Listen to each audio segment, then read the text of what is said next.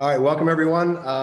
Jean Boucher, glad that you're all here. I'm joined by Mark Sullivan. He is the Executive Vice President and General Manager of Financial Services for Salesforce. Mark, welcome.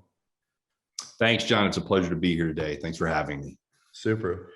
Well, let me just start with my background. I'm a go-to-market advisor for Seismic. I've been working with the company for a couple of years now.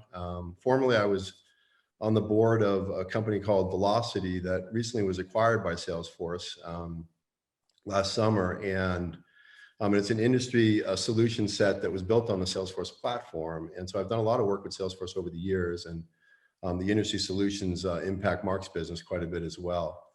So let's just get started. Mark, maybe you can give a little background and talk about a little bit how you arrived at Salesforce. You've got a great career in the financial services industry, and I'm sure the folks would like to know a little bit about your background.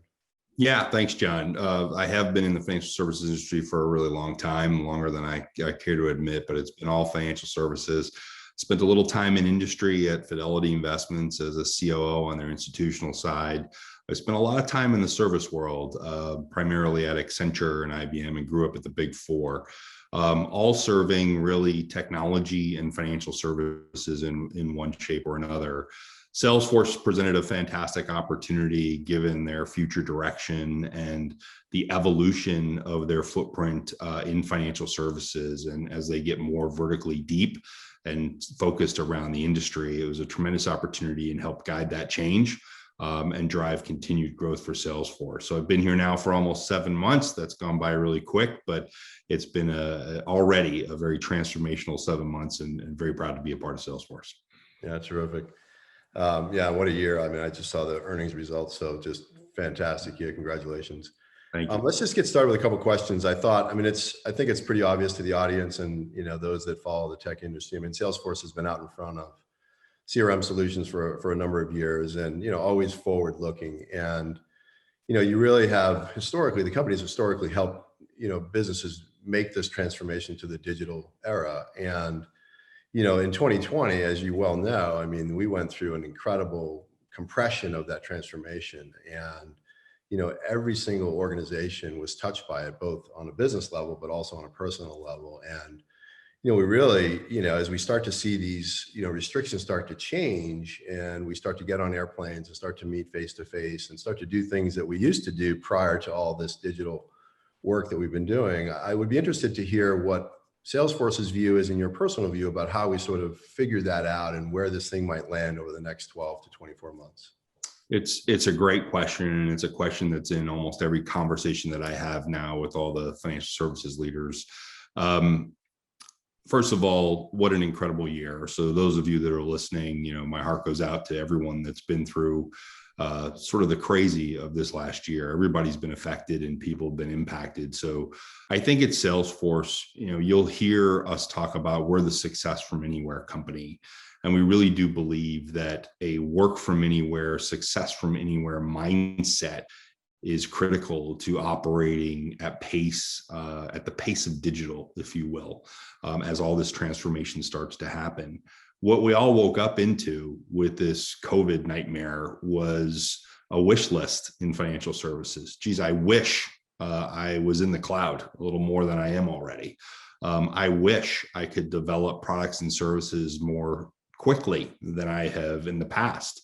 I wish I knew more about my customers and could help meet their needs in this troubled time. And so that led to just an acceleration of change that I think is somewhat unprecedented. And frankly, financial services companies, they've been evolving and they've been driving a lot of change, but I don't think they were ever recognized for being the fastest industry to market or something like that. And so they feel like they're going unusually fast right now as they drive this transformation. But the reality is they're still going slower than they could be going, in my opinion. And the pace that they're going now, which feels like a breakneck pace, is about as slow as they're ever going to go as this continues to accelerate, because the expectations are higher.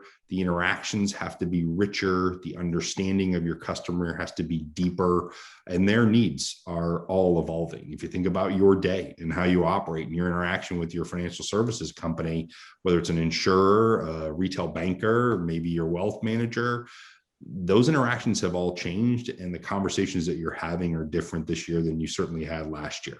That's either an advantage for those providers or a disadvantage. And so people are able to move quickly without any friction anymore. And so they will find the best experience, in my opinion, and they'll rotate to that at pace. And so you have to be on top of this and really addressing it as quickly as you can. Yeah, that's terrific. I mean, it really is amazing. I mean, having, all of us have lived through it. I mean, what's interesting about it is that this isn't just, for businesses, right? Everybody has been impacted by it. And we've all seen it just in our personal lives, whether it's kids learning from home or, all of a sudden our health is being done via video conference and we're actually able to be cared for remotely. And it really is fascinating. And, you and I talked about it briefly that, the internet didn't break either. It was really the star of the show. I mean, in reality, that unfortunately with all the negative about the pandemic, but, the technology really did shine through, and there's a lot of goodness that have come out of it, from connecting with family and friends to obviously the healthcare thing that I talked about. So it didn't break. And, you mentioned a little bit about where some of the financial services companies sort of are on a continuum. Some are going faster, some have been a little bit further ahead. And maybe you can just talk about, you sort of mentioned when we did a little briefing on this idea of what's happening in the cloud and, sort of cloud 1, cloud 2, cloud 3. And maybe you can just sort of articulate what you and Salesforce has actually helped bring forward for organizations. Some are further along that continuum than others. But I think it would be good for the audience to understand a little bit about what Salesforce has done historically and where you're actually taking organizations. Yeah, I think it's a great question. I think we see the leverage of and the opportunity for cloud computing evolving. And I think if you first of all, step back a little bit and think about this work from home environment, we're all operating in a broadband environment that we could have operated in, frankly, 2 years ago. And we could have had all these video conference calls, et cetera, but it just wasn't even culturally reasonably to do that. You're not going to go do video all day if you can go to the office and leverage that productivity. We're still flying around to visit customers. And some semblance of that, I think, will return. I think when it's safe to get back, we'll probably all rush into the office. I certainly know I will. But I'm not sure, that flight from London to New York for one meeting, I'm not sure that's going to happen anymore. And so there's an efficiency that broadband has brought to the table that was here, but not adapted prior to the pandemic, that now is in place. And so if you think about how we're leveraging the cloud initially was sort of the internet, pretty basic, trying to understand it. Certainly Salesforce was in front of that and trying to convince enterprise customers that we could render, enterprise worthy software from the cloud was a Herculean task 22 years ago when this all started. And Mark and Parker were developing Salesforce, right? So, but I think that the evolution has evolved in a couple of ways, and it starts to be more experience oriented, starts to be more data centric, starts to become a richer opportunity to manage everything that you're doing. So if you think about, we used to just bring software so you weren't managing in a data center. It's now an interaction model where I can run literally the entire financial services business of Salesforce off of my phone from anywhere in the world at any time, almost real time. And that's everything from looking at every salesperson, understanding our product development, looking at all of our financials, understanding our customers' needs. Where do I have challenges? All of that I can see almost on a real-time basis. And it has changed how you engage with customers. It's changed how you manage your business. And it's created a unique agility that didn't exist before that I think is being leveraged. And so what CRM was 22 years ago versus how we think about what CRM is today is entirely different. And the expectations of what you know about your customer is different today than it was yesterday. And your ability to learn more about them is growing every day as this mountain of data continues to grow, inform us about what our customers are looking for and why they're looking for it. So it's a very exciting time, but it is evolutionary. And I think it will continue to grow.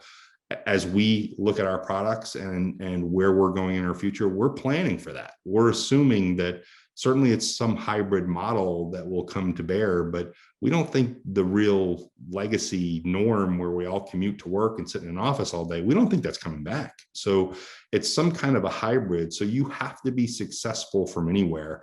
And you'll see in everything that we do, we're building our business to drive success from anywhere around all of our products, our legacy products, our emerging products, even our acquisitions will be built around that structure. Yeah. Yeah, it's really interesting, and as you mentioned, it's sort of been compressed as well. I mean, it's just going faster and faster. You bring up a point around, really transacting from anywhere, servicing from anywhere. I love the term that you guys are using, actually, success from anywhere. I think it's really clever, and I think it really captures the essence of what this is about, what digital transformation is about. I think it's really well thought out. But that actually raises, of course, some issues, and I'm sure the people in the audience are thinking about it, which is this, the reality of a regulated industry like financial services, for instance, and we go down to healthcare and life sciences, et cetera. These regulated industries, as you start to transact or engage in places that aren't secure, i.e. offices, you're sharing information from home and you're looking at it from home. And there's some security concerns, legitimate concerns, obviously. And I would love to hear your take on that, because I think this audience is probably, all of us wrestle with that concept around how do we make sure we do this in a thoughtful and secure way when we're talking about really highly sensitive information, especially in financial services. So I'd love to I think that's right. I think a lot of the financial services companies, certainly operationally, were driven out of large physical operating centers that had lots of levels of security. How do you get in? How do you log on? All kinds of redundancy. And of course, it was all locked down at night when everybody went home or whatever shift you were a part of. As that's been blown up and distributed, and now that entire operation is happening, on a kitchen table, maybe in a foreign country, with your financial information on that screen. That brings a lot of risk, a lot of security fear into the industry that has to be managed. And so proper configuration, understanding how to monitor and manage that, making sure that even what a laptop can be used for is critical. And so what we see emerging is 1,000 flavors of different security profiles for each of the financial services companies on how they're managing that. But there is some consistency. There's even sensors on who can take a picture of your screen or what can appear on your screen at a given period of time. So there's some sophisticated things that are happening that are helping in that regard. But I think the monitoring and the understanding of data and intrusion and security is getting better and better and better. But the opportunity for mischief is also higher than maybe it's ever been. You used to have to break into a data center. Now all you need is to hack a laptop in somebody's house, and you now have access to some of the largest financial services companies in the world. They are acutely aware of that and operating at speed to try to address that concern. But I still think, we had to go home because it was the only place you could work. And I think that we're still chasing behind that to optimize that work environment. I don't think we're there yet. I think we're still trying to get there, and there's a long way to go. But I think now they're actually building for that solution. They're anticipating that that's the model.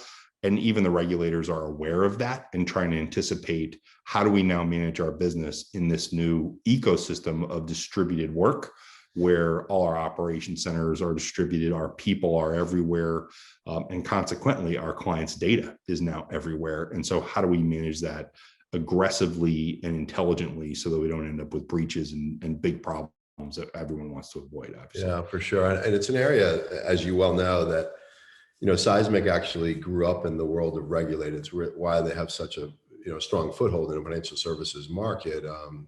And obviously jointly with Salesforce. I mean, it is an area that Seismic has worked on and spent a lot of time. And we've seen actually through this transformation and work from home, where our adoption rates and our actual usage rates are through the roof for Seismic. And I'm sure that Salesforce has seen the same, that as a result of sort of this, work from home and environment, that the adoption rates and the usage rates are through the roof versus being in the office, collaborating that way. It's just a little different way that people are actually using our applications, and I'm sure with Salesforce as well.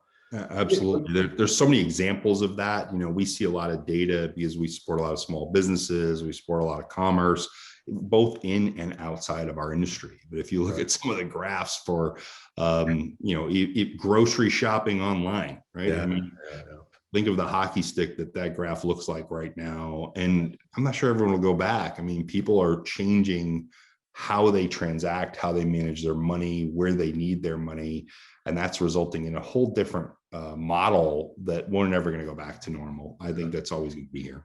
yeah.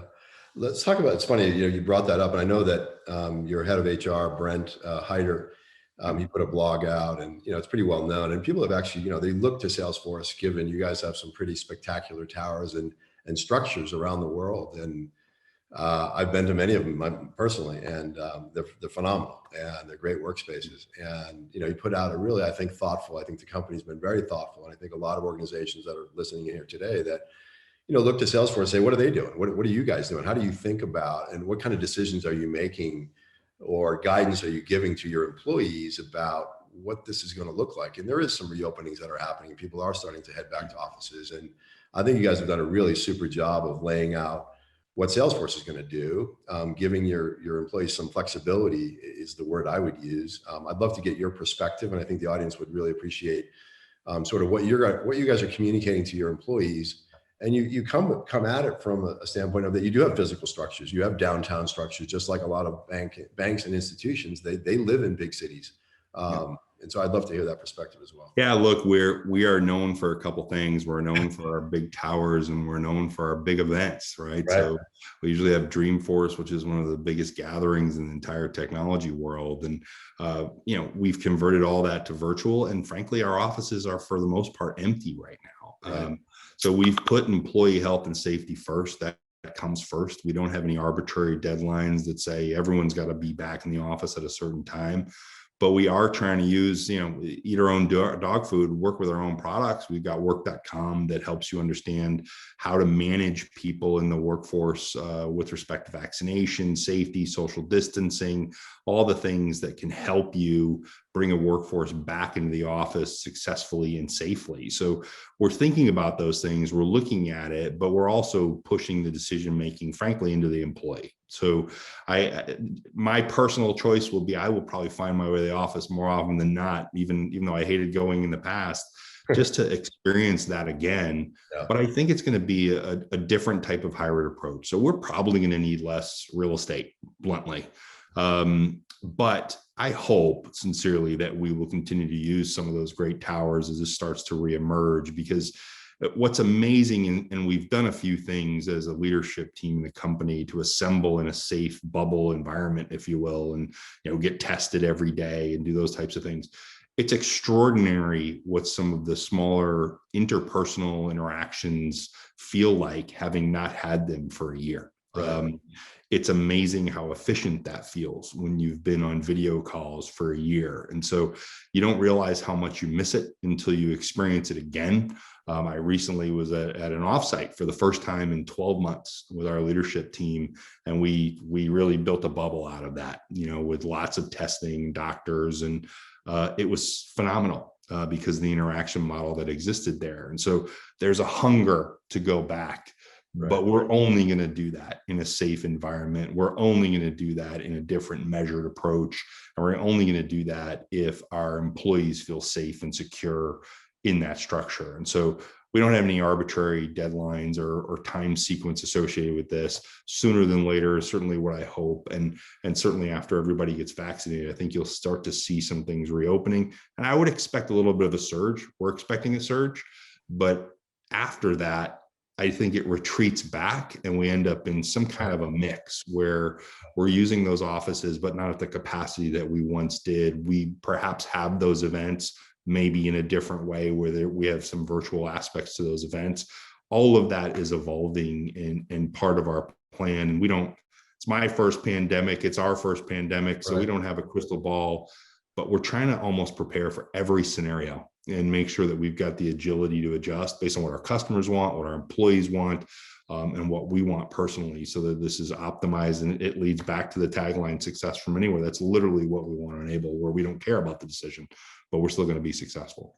Yeah, I mean, I think it's really, I think you captured it well. I mean, I think there will be, there is a learning process. There will be a settling in, and, you know, it'll find the right level. I mean, you know, individuals will find the right level, what works for them, et cetera, which is powerful, I think, in my mind. I mean, I think it draws in talent. It allows organizations to make decisions based on the function or the role. And, you know, we've proven that we can do it. I mean, the technology's there. So then you just allow the actual process or whatever the function is to settle in appropriately. So I really appreciate those insights.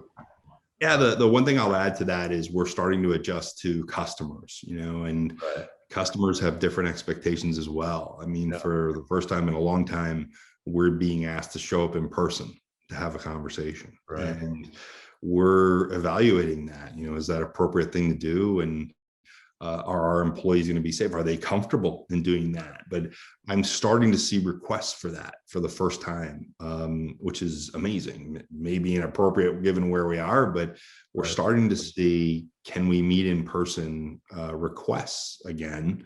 And that's exciting. It's also a little terrifying, but we're trying to manage our way through that to make sure that everybody's safe along the way. Yeah, perfect. Well, Mark, I sincerely appreciate you joining us. We've done a lot together. Our companies have done a lot together in the marketplace, and I know we'll continue to do that. I wish you all the success. I know you're relatively new there, but great things for you and for the Salesforce organization, and do appreciate the partnership. So thank you. Wonderful.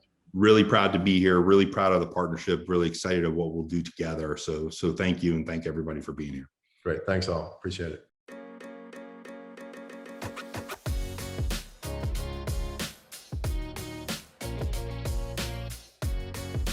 As a Seattleite, the two people that I would most want to sit next to on an airplane are Kurt Cobain, because he was an amazing musician, and I didn't get to see him live in concert, and I'm still kicking myself for it, and Bill Gates, who is an amazing visionary and technologist.